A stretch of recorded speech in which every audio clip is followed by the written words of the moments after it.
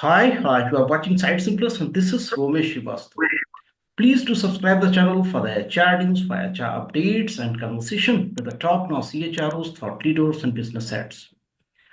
Today, we are going to discuss the personal branding, how to create the personal brand. Actually, the personal branding is no longer a luxury. It's necessity for everyone. Whether you are working for a company or you are running your own business or you are self-employed. So this is necessary and it's for everyone.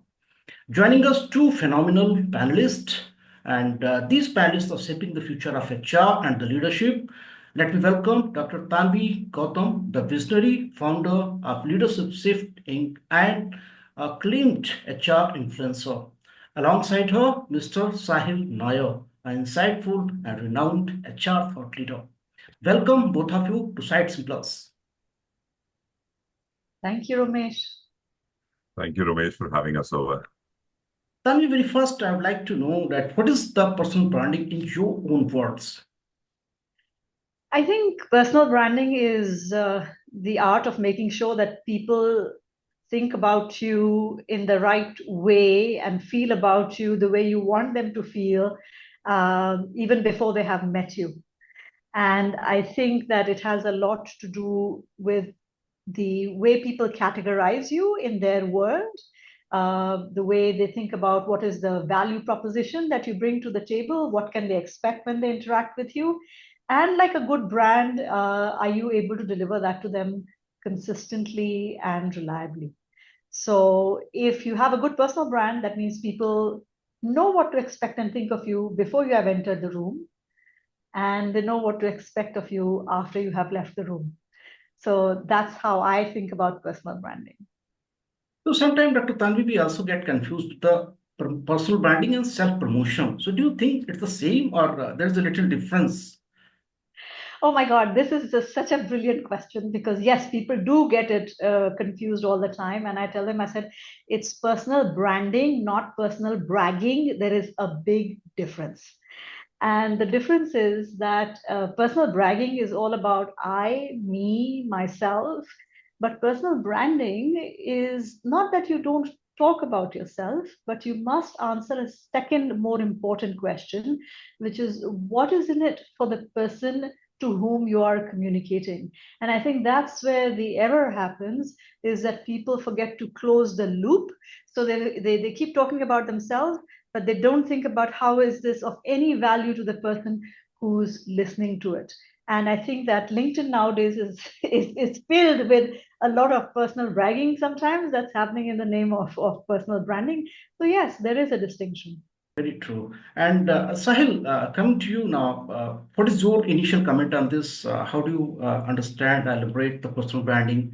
And as I was talking earlier, that it is for everyone, it is for the professionals as well.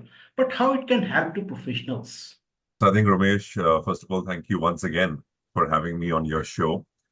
Having grown up seeing Tanvi's work in the space of personal branding, I can tell you that I resonate with everything that she said. I don't want to repeat everything that she said, but a slight different perspective would definitely be that we always used to say a CV is a person in absentia, right?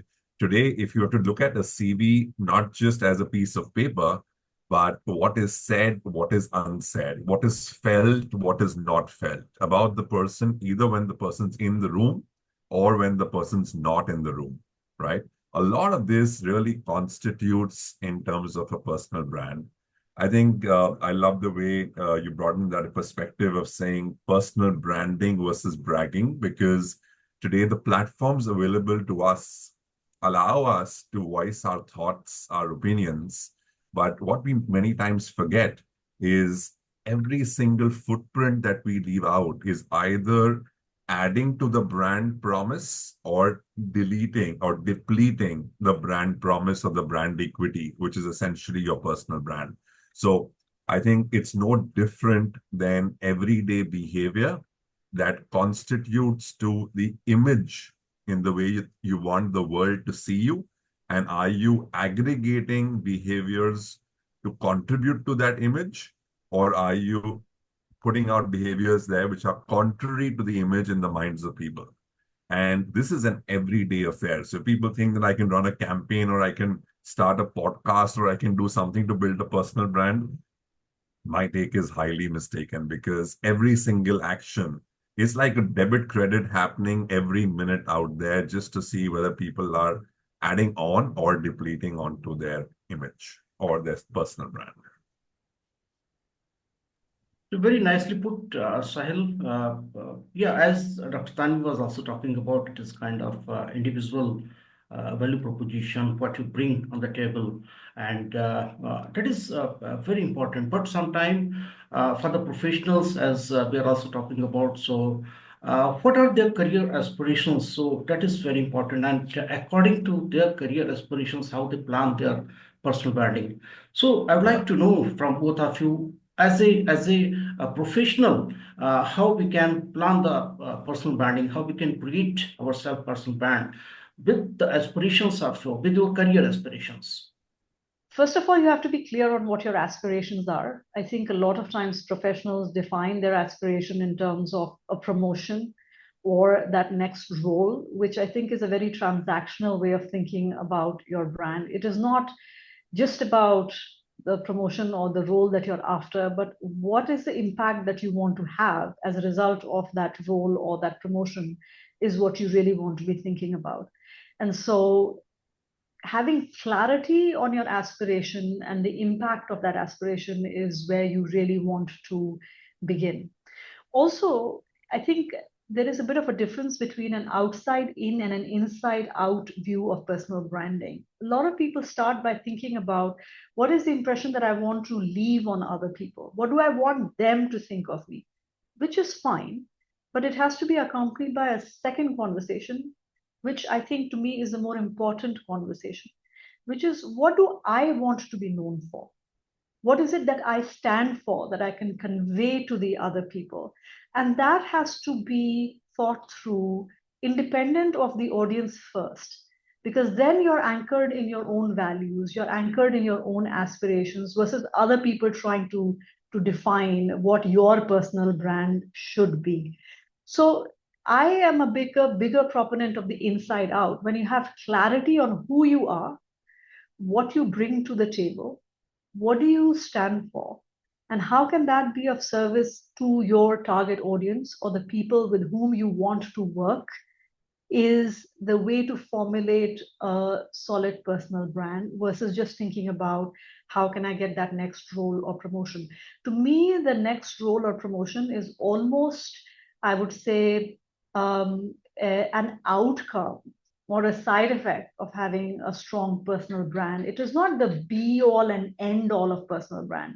If you are listening to this conversation thinking I should pay attention to it because it will get me promoted or it will get me more followers or it will get me more limelight, you have the wrong end of the stick, and you will find it very difficult to sustain an authentic personal brand in the long run.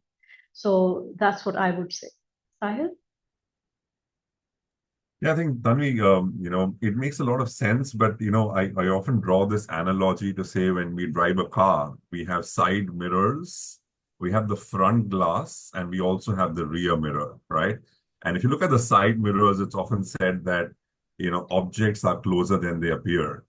Now, when you look at that as an analogy and you look at the rear view mirror, many a times in this chaotic world, we get very confused between should I pick up a WhatsApp forward, put it on LinkedIn, and that post will go viral.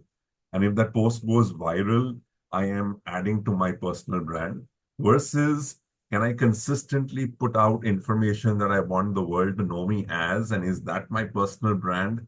Or is it about my value system or my beliefs or my attributes, or is it something that I stand for? And therefore, I'm extremely passionate about that. Now, when you have so many different dimensions to deal with, uh, whatever you do, does it manifest into something which is going to be an outcome which is tangible?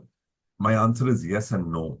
Yes, because you're actually coming out there as a thought leader on a subject that you're passionate about. People need to perceive you as someone who is an authority on that subject, and that has to be backed with a certain level of education, with a certain level of passion, with a certain level of work that you do in that space. Because otherwise, credibility would be missing. If credibility is missing, it's going to deplete the trust equation. From credibility, I think the next key important aspect is also reliability. And in all of this, what level of intimacy are you building, not just with your followers, but also with the world at large to say, hey, on a topic like this, I think this person is the best person to go to because there is a certain level of intimacy with that individual on that subject. And I think all of these things will, over a period of time, build a personal brand so strong that you become the go-to person for that particular subject, not just for your immediate social community, but for the world at large. And that's when I would believe that you built a personal brand. And then, Ramesh, to your question on career advancement or promotions or anything else, I think that becomes a byproduct because you're building something larger than just something myopic or short term.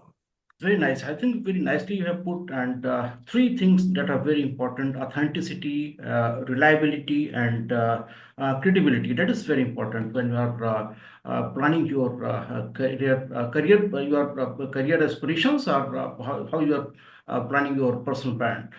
But at the different stages of your career, do you think your strategy, the branding strategy, that should be a little different? Maybe if you are at entry level career, mid level, or holding the senior position, so there should be a difference in your branding strategy, personal branding strategy. Ramesh, I think yes, there should be a difference. And the reason for the difference is pretty simple. When you start off, you're at an exploratory stage. Now, if you start sounding very profound right up front, people are going to wonder and question the authenticity of your profoundness, right? As long as you're genuine to say, hey, I'm out there and I'm putting effort, right? Effort needs to be visible in the beginning is what I firmly believe, right?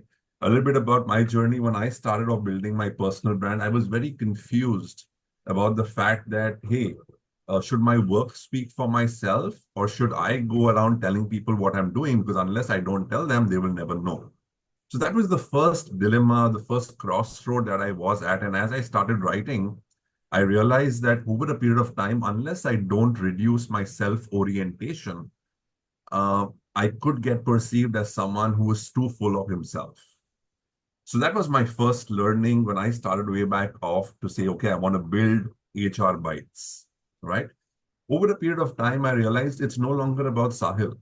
It's about the community, right? And that's when you shift focus from yourself to saying, what do my readers want to listen? What do my community want to, touch base with me on? And therefore, am I in touch with my community or my followers or my fan base to that extent? And then the third stage typically is as you progress is, hey, you know what? I have a Venn diagram. I have myself, something that I believe in, something that I stand for, something that I want the world to know me as. I have an audience sitting out there, and where is A intersection B? And if I can find that sweet spot of that intersection, then I think I'm playing in a field which is catering to both ends. And that's when you will see that as you go through the journey, a lot of your engagement, and we've seen this so many times, right? The algorithms on various platforms keep changing. Some do old school newsletters. Some like going and doing stuff on LinkedIn. A lot of people have become Insta influencers. And that's so funny for a certain extent because I've seen people just do random selfies, okay, with no head or tail, with no content. And okay, due respect to them, I'm not taking away their effort, but random selfies and they're like 15,000 likes. And on LinkedIn, someone would just write something very profound, a personal experience, an interaction, self-written, no chat GPT, and there are 5, 7 likes. And I'm sitting back, on a Sunday wondering, how do I fathom, how do I make sense of this, right? And it's not even funny. So when people get stuck in that paradigm of saying, am I here for the likes or am I here for the content or am I here to build my brand? Many a times you could fall prey to diluting your own personal brand by getting influenced by the environment. So that's just a word of caution out there. If anyone's trying to build their personal brand, don't really fall prey, stand for who you are, and let the likes just be an outcome, not the driving force. Great, Sahil, great. So after talking the key elements of personal brand, what should be the key elements of your strategy for the personal brand? I think now we can explore that. What are the mediums? What are the platforms where we can create the personal brand? So this is only the social media, as we are talking from the starting, the LinkedIn, or we have also other platforms where we can use it for the personal branding. I'm going to link this question with the previous question because I was listening to Sahil and how he was mindful about thinking about what his personal brand should be. Um, in my early career, I had no concept of what is a personal brand to begin with. I just had never heard of this idea. I don't know what is a personal brand, so I never came at it from that perspective. I think for me, the whole personal branding conversation became very apparent when way back, I'm talking of more than a decade ago, when I decided to launch a community on Twitter. At that time, Twitter was a very different place. And I launched this community called iHR Chat, which ended up becoming Asia's first internationally trending Twitter chat. And we had CEOs, CHROs, thought leaders, authors, all of them coming in for this chat that we used to do once or twice a month. I don't remember. It has been so long now. And when I started that community, I didn't start it from the perspective of, okay, this is a community and it will help me, be visible and it will help me have a personal brand. In fact, I remember the very first chat we did was I wrote to Abhijit Bhadri, and he was in Wipro at the time. And I was like, he and I had met on Twitter, and I was like, Abhijit, I'm thinking of doing this because I'm fed up of the same conversations in HR where people keep repeating themselves, and I'd like to have an authentic conversation on things that matter. And Abhijit, being Abhijit, he was like, what do we have to lose? And I said, absolutely nothing. So let's do this. So we launched this chat, and I didn't even realize what we were launching at the point at which we were launching this. And it became this massive community, which became global. And we had, global thought leaders coming in. And, it is shocking that even though after 3 years I decided to disband that community, even today there are people in there who feel so connected because there was this community. I ended up forming relationships with people who were 2 or 3 times my senior.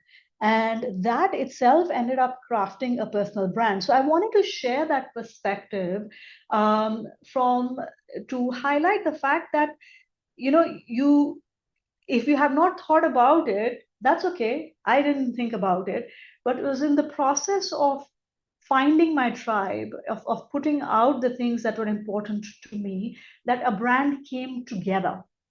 And that is why, whether you are an early career or a mid career or a senior person, some things will stay constant, such as the values, the authenticity, the credibility, the relationships. What might change perhaps is the focus that you might put. So, like Sahil was saying, in an early career, you're trying to prove that you're somebody who's worth interacting with. You're putting in the work, you are showing how you understand what your topic is about. But as you move mid to senior, you now need to start thinking about what is your voice? How are you defining the field? How is it different from what everybody else is saying? And that's where the minor differentiation comes in.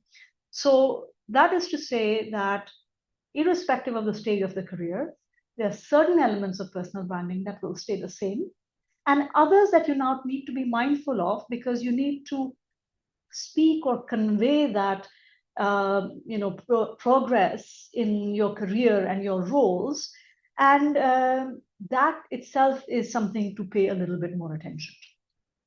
Earlier question, I think it was sounding like I'm criticizing somehow the use of LinkedIn or the social media. But no, Sahil, absolutely. I want to know what are the your tips, how the people can use these platforms effectively and they can create the personal brand. So I think Romesh, platforms are many. Back in the day, we didn't have so many. I think I remember having uh, started an account on Facebook with a couple of school friends. It was Orkut back in the day. We progressed from Orkut to Facebook, And I always was very fascinated about the art of observation. And I would write these small, small 2, 3 liners, couple of bites here and there, just as my reflections, standing at the bus stop, waiting for the bus to take me to college. And I would observe an episode happening, then I would write about it. And slowly and steadily, unknown people started reaching out, sending friend requests on Facebook at that point of time. Built Facebook had a limit of 5,000 friends, built one account, started a second account, 10,000 friends. But I actually missed the bus because while I had a LinkedIn account, in my mind, I never knew that LinkedIn is the right place for me to write these observations and link it to something. So I actually missed the bus for a couple of years where I was just limited to 10,000 friends on Facebook till I realized that, hey, I need to progress on LinkedIn and that's the right platform. Fast forward to today, you see every second day someone's putting a screenshot out there where someone's being unprofessional on LinkedIn and talking disrespectfully or hate messages or trying to flirt around. It's not even funny because I think just the manner in which we have got access to so many tools and platforms, and we're just doing the wrong thing at the wrong place. And the right people who are on the platform for the right reason, I've seen many cases, many people have walked up to me and shared with me that they've actually stepped away. They have put in a lot of restrictions, not because they don't want to be accessible to people, but because they want to keep the nuisance value away, right? And I think that is collective responsibility of all of us to say, how is it that we can use the platform in the right way, whether it is Twitter turned X, whether it is LinkedIn, whether it's Instagram. Today, I'll tell you, I was speaking to a young 22-year-old who is a huge influencer. And I got a panic call at 11 p.m. just a couple of days ago saying, hey, Sahil, it's happened for the first time. I don't know how to respond. Can you please help me? And Romesh and Tanvi, you'll be surprised to know that this was a 22-year-old and influencer who received his first hate story.